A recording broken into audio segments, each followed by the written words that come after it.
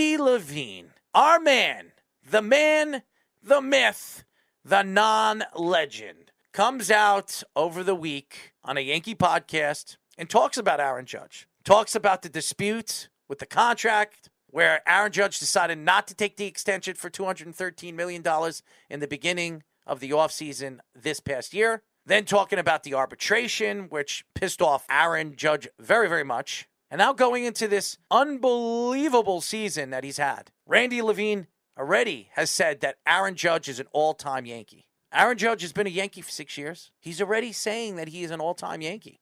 He has a chance to break Roger Maris's home run record. Yes, it was never broken. A lot of the writers are going to say it was never broken because the three guys that broke that record were doing steroids. Aaron Judge is a proven commodity because he's not doing steroids. He's just a 6'8", 280-pound brute that hits home runs 500 feet. Randy Levine said there is no way the Yankees are going to get outbid. Nobody's going to outbid them for Aaron Judge. The only way they're losing Aaron Judge is if Aaron Judge decides he doesn't want to be a Yankee anymore. That they're going to go out there and give him a nice offer when it comes to a contract. Now, maybe he wants to go to San Francisco. Maybe he wants to play for his home team. Maybe he wants to play for Boston. Who knows? I don't know what Aaron wants to do. I don't know what his family, his wife, and maybe his future kids and where he wants to raise them. I don't know. What I do know is, why would you want to leave New York when you're the king of New York? If you watched what the Yankees did for Derek Jeter, the captain, the face of the franchise, as long as he was with the Yankees, on Friday and saluting him and giving him all these awards and the tradition that the Yankees are, why would you want to leave the Yankees to go anywhere else when you're a king here? Only Aaron Judge knows the answer to that. It won't be because of money. Randy Levine reassured me from my thoughts that Aaron Judge is gone because the Yankees are not going to give him the money that he wants. That's not going to happen. The Yankees are going to pay him. The question is, will he take it? He might take less to go to San Francisco. This will probably be his only big contract of his career because he started late in his career. He'll be 31 next year. He signs a 7, maybe 8-year deal with whoever he goes to play with. That's it. By the time that contract's up, he's 39 years old. He's not getting another one. So he has to make sure that this is the place or that is the place or wherever the place he wants to play, and he wants to make sure he gets the most out of that contract. He'll make the most endorsements here. We all know it's New York. If he breaks that Roger Maris's record, he's going to get a ton of endorsements and advertisements. He's going to be the star of New York. He already is. But it's really fitting, and it feels good to know that Randy Levine, who is usually the guy that speaks for Hal Steinbrenner in the beginning before Hal actually speaks for the situation of what Randy said, Randy usually speaks for Hal and says what Hal is thinking. Hal's the owner of the team. Hal runs the organization. But Randy Levine is the president. He's been the president really since George has been there. Randy's been there for a long, long time, over 20 years. As long as Brian Cashman. So I think that's fitting. If you're a Yankee fan, you should be very excited for that. He deserves it, deserves the money. The question is, what is he going to get? Is he another $300 million player? Are the Yankees going to pay another guy $300 million to stay here with the organization? He is the face of baseball. And if he does get that money, you have to give him the captain.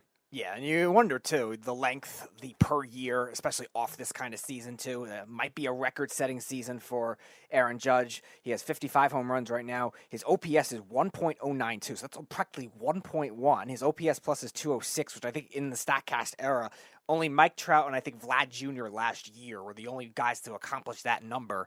And Aaron Judge has already surpassed a lot of those totals from those MVP seasons. Has 16 stolen bases, playing center field. There's a lot that Aaron Judge is going to want per year. And again, it's going to be a lot of big question of where is his heart? Is his heart out on the West Coast with the Giants or with one of those West Coast teams? He grew up in that area.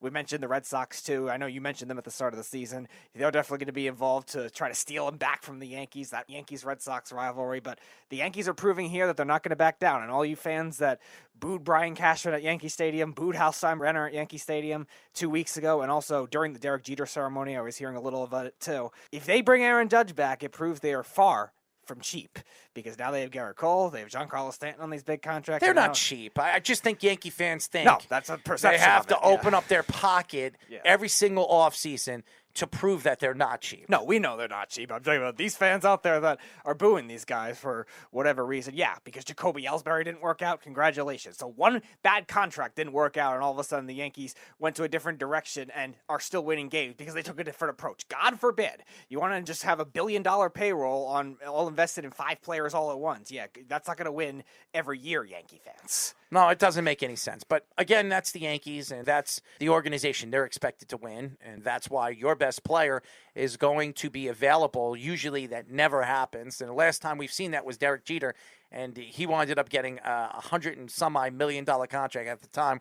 Was one of the more prestige contracts you see a shortstop get. So I'm interested to see what happens in the offseason and where Aaron Judge believes he's going to go. But I think if the Yankees offer you $300 million, why would you leave the New York Yankees? It just doesn't make sense. You have an opportunity to be the face of the biggest organization in professional sports. They are sports. You talk about anywhere in the world, and you ask who the New York Yankees are. They'll tell you Derek Jeter, Babe Ruth, Mickey Mantle, Lou Gehrig. The Yankees are sports. They're everything to baseball. They have the most fans, most following. As far as the Yankees are concerned, there's a lot of concern. They're playing Tampa this week. They're not playing them very well. They're only up 3.5 games from almost 13, 14 games at the All-Star break. What a collapse for the Yankees if they let this Tampa Bay Rays team catch them and win the division and then go into the playoffs as a wild card team. It's an embarrassment. And right now they're playing with a lot of injuries. Rizzo's not playing. Their pitching staff, their bullpen, they can't stay healthy. Matt Carpenter's not coming back anytime soon. They have to wait another 2 weeks for him to get an MRI X-ray. There's a lot to worry about with this Yankee team, and the Rays are getting healthy. This is a team that wasn't healthy all season. They're a very talented team. Their lineup is healthy now.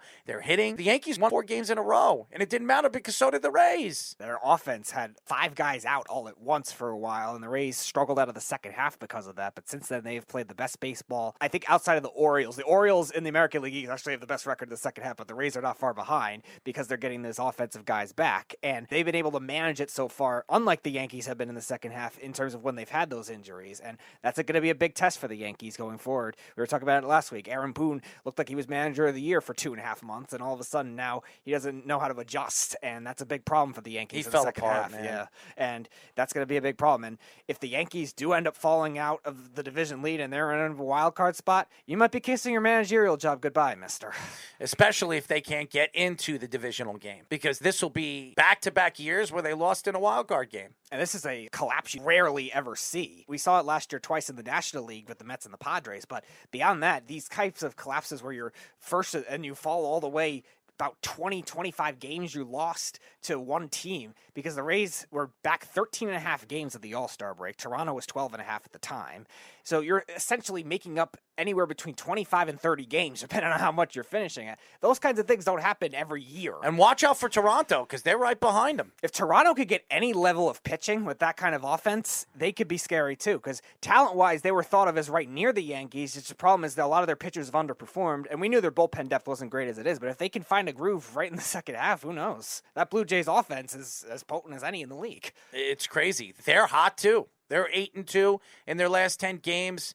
Tampa, they've won 9 games in their last 11 games. They've been dominant. This weekend, this series against the Rays are so very important. The way the schedule sets up for the Yankees. They got Tampa, then they have Boston for 2 games. Then they have Milwaukee, another team that's playing for a playoff spot. Then Pittsburgh, then Boston. You have to be Boston, because the last week, you have Toronto, Baltimore, and then you have to make up the 2 games against Tampa. We'll see where the Orioles are. They've fallen out of the playoffs right now, but they're still very good. And then the Blue Jays and the Rays, they're climbing. So there's your gauntlet.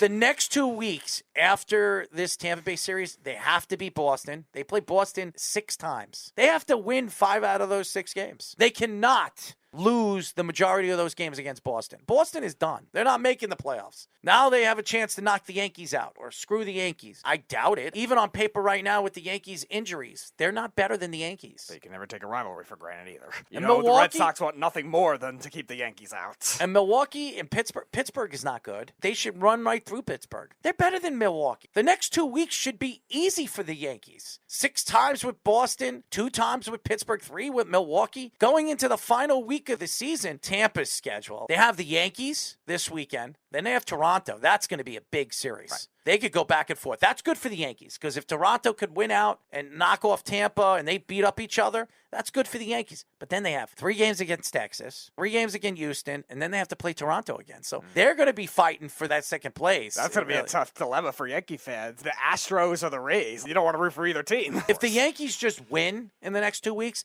and these two teams just beat up each other, it doesn't matter to the Yankees. Correct. They lost last night. They have to win the next 2 games. So the schedule with the Yankees, it definitely bodes well for them as long as these two teams, the Toronto Blue Jays and the Tampa Bay Rays, beat each other up. It's good for the Yankees. As far as the Mets are concerned, they're not playing good baseball. The Max Scherzer scare definitely scared the team because they haven't played well since the injury. But Jacob deGrom, we all know what he is, what he's capable of being. The question is what is this lineup? Pete Alonso has been in a slump. They can't get power in the middle of this lineup, and it's a huge problem. Anyone that was complaining that the Braves have this such easy schedule, well, the Mets are getting it too now, and they're losing a lot of those games. They lost the first game against the Pirates. They got blown out twice by the Nationals, and a lot of that has to do with a lack of offense. Really, ever since the game before the game I went to for Old Timers Day, they've had a lot of trouble scoring runs on a consistent basis, really, since that game. And that series, they were playing against the Rockies, so they should score runs, but still, they have not been able to hit well. It's really only been Canna, and then before he got hurt, Marte, that's been hitting recently. Everyone else is in a massive slump all at once, and then as a result, the Braves were able to catch them earlier this week, and right now they're currently tied in terms of winning percentage. The Braves have the advantage right now in 2 games at hand, so not looking good for Braves the are in Mets. first place. After last night's win, I think the Braves are going to pull away from the Mets. That I didn't believe was going to happen. The Mets had the lead all season long. The last month, the Braves had one of the best second halves in baseball. This rotation's been getting stronger with injury since the first half, and they're getting timely runs. And that's the thing with the Braves. They're a very good team, and they have a great lineup. And they don't even have Albies yet. When Albies comes back, just imagine what this lineup is going to be. The Braves have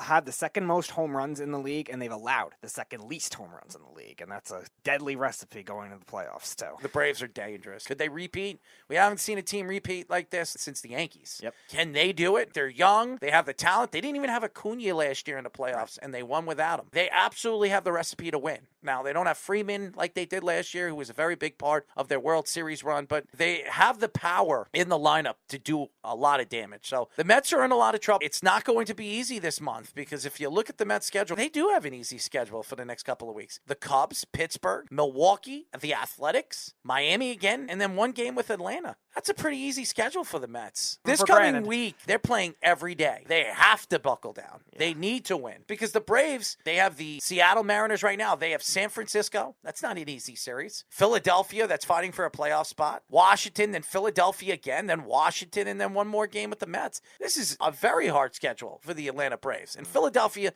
is fighting for their dear life, and they're not going to give it to the Braves, and they're not going to make it easy for the Braves, especially when they're a wild card team right now. So the Braves have a very interesting path to win this division. I think a harder path than the Mets do. So if the Mets buckle down and start playing a little bit of baseball, they could still win the division.